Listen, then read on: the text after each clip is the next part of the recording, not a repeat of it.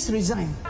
Mga kapatid, live and in person, Attorney Rowena Gonzo.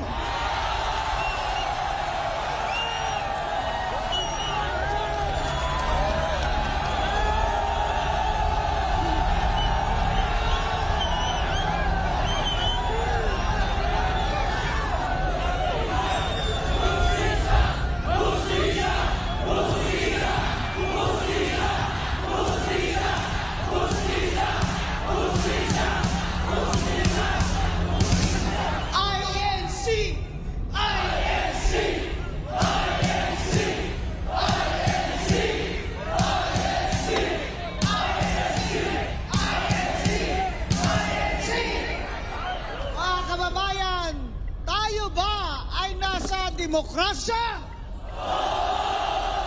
Tayo ba ay sa malayang bayan? Namili ba tayo noong nakaraang eleksyon? Pero tama ba ang mga ginagawa nila sa ating bayan ngayon? Hindi tama, hindi tama, hindi tama, hindi tama, hindi tama, hindi tama. Kaya tayo nandito ngayon, naninindigan tayong lahat dahil ito ang katungkulan ng mamamayan, hindi lamang sa ating saligang batas, kundi sa ating mga pamilya at sa future ng ating mga anak. Kung pinili natin ang demokrasya, tayo ay pinangakuan na sa demokratik na gobyerno ay mapapagunlad ang ating bayan, mapapaaral ang ating mga anak, mabibigyan ng trabaho ang ating pamilya, ibibigyan ng hustisya pati ang mga mahihirap at walang magugutom, walang mawawalan ng bahay, at walang mawawalan ng pag-asa. Pero ngayon, ang mga pangyayari ay nakakawalang pag-asa. Hindi lamang sa pagmamahal ng Panginoon natin ay magsusurrender na sana ako. Walang pag-asa. Imbes na mag-surrender tayo, kailangan sumigaw tayo na ang karapatan natin sa isang malayang bayan na maunlad, na walang mga magnanakaw, ay karapatan nating mga Pilipino na magkakapatid, anuman ang ating relisyon. Ang kinabukasan ng ating mga anak ang mahalaga sa atin. Tingnan nyo ang ibang bansa. Tingnan nyo ibang bansa na 5 years ago lang ay nangunguna tayo sa kanila.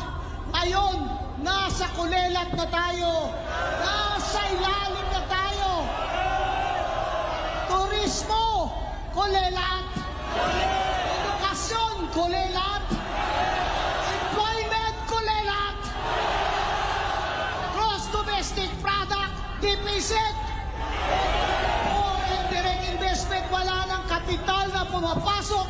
Kahit ano pa ang mga advertisement nila sa ibang bansa, wala nang gustong mag-negosyo na ibang bansa dito sa bayan natin minamahal. Dahil lamang sa isang tinaga, korupsyon. Sa korupsyon, ang Pilipino na dating tinitingala sa ASEAN na tayo'y magigiting na mga tao, tayo ang mga Pilipinong hindi nagpapalupig sa mga banyaga, ay ngayon nagpapalupig ba tayo sa mga kawatan? Hindi tayo magpapalupig sa mga kawatan. Kaya tayo nag-arali ngayon para marinig nila tayo na hindi nyo pwedeng gawin ito sa amin na walang mananagot. Kailangan may mananagot. Kung sino man ang puno nito, kailangan siya'y managot.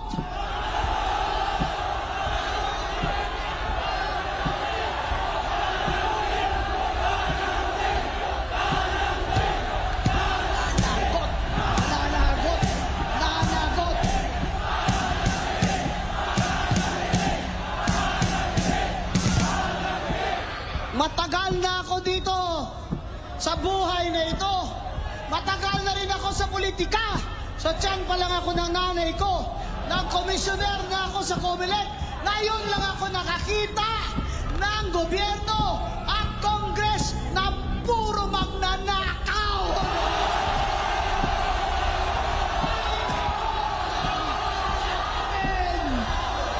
Panginoon, maawa ka sa amin.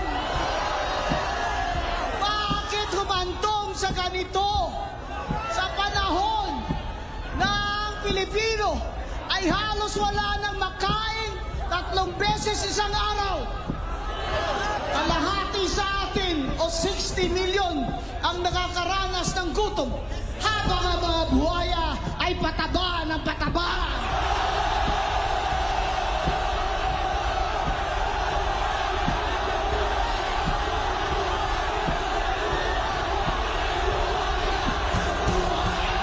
Buhaya!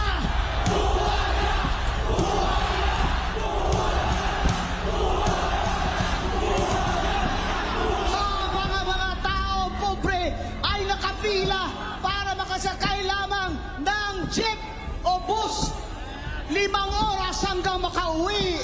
Ang mga buhaya ay nakahelikopter. Ay pambili ng milyon-milyon dollars na mga eroplano. At ang masakit pa sa lahat, pinagmamalaki pa ng mga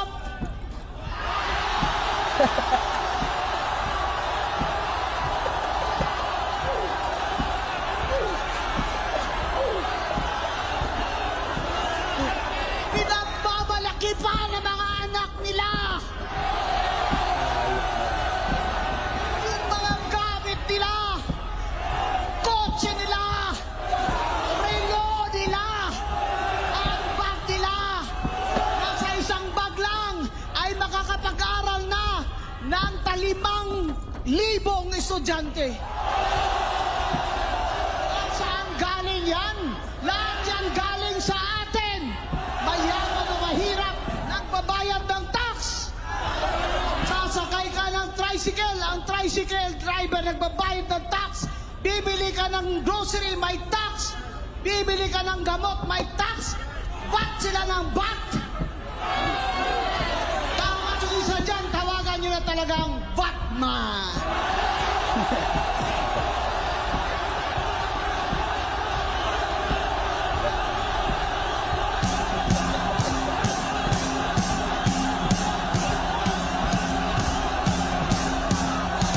Pala, ang plano nila nung sila'y nanalo at naupo, ang plano pala nila sa loob ng 3 taon ay lilimasin nila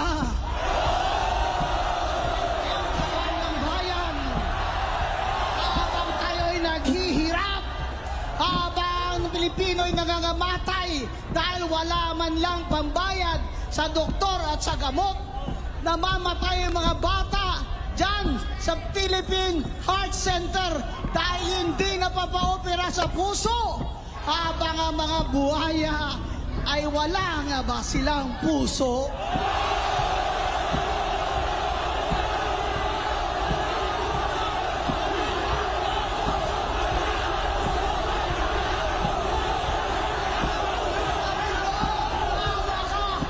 Saklolohan mo ang Pilipino. Saklolohan mo kami. Dahil parang hindi na maaawat ito kung walang divine hand. Pray ako ng pray. At hindi naman dahil sa akin, pero dahil naman talaga sa Panginoon natin ay nagkabaha, lindol, at lalong naramdaman ng mga tao ang kahirapan at katakawan ng mga magnanakaw. Pupunta ka lang sa ospital, lulusong ka pa sa baha. Ay, mga anak mo dahil kinagat ng daga. Sana magpadala ng milyong daga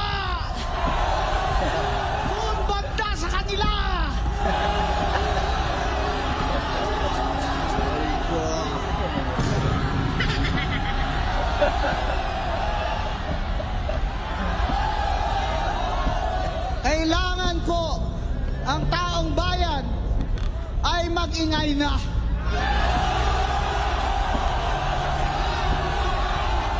Tayo may obligasyon sa pagdarasal o hindi sa pag-aksyon din.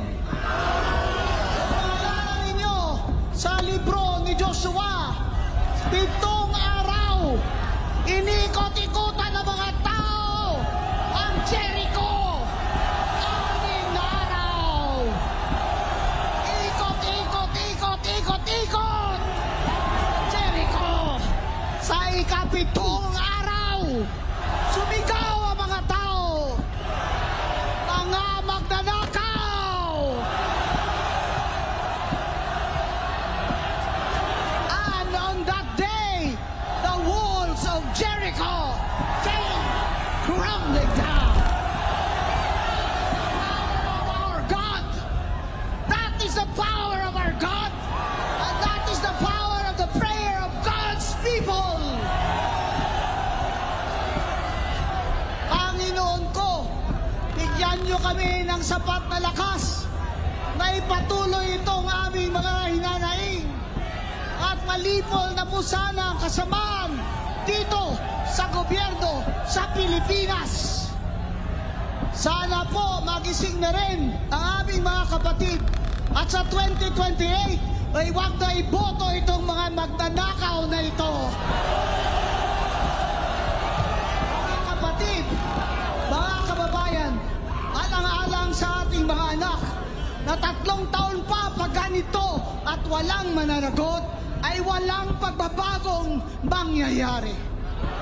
Doon sa ibang bansa, sa Indonesia, na grabe #1 sa korupsyon, nagtayo ng tunay na Independent Commission on Corruption na pinangunahan ng dati nilang Supreme Court Justice, at dahil nagreklamo na ang lahat ng mga inuutangan ng Indonesia, ay gumaling gumaling sila sa sakit na korupsyon. Kaya ngayon ang Indonesia ay mataas na ang rating sa credit index. Ang Pilipinas,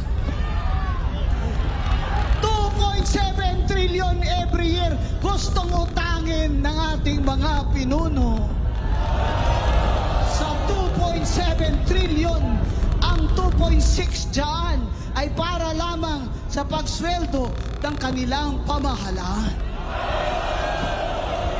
Habang ang budget natin na hawak ng ating mga congressman at speaker at mga senador, na galing dapat ang calculation, komputasyon kung magkano ang mai-income ng Pilipinas galing sa ating taxes at sa ating GDP, ay lobo-lobo na ang budget. Paldo-paldo na.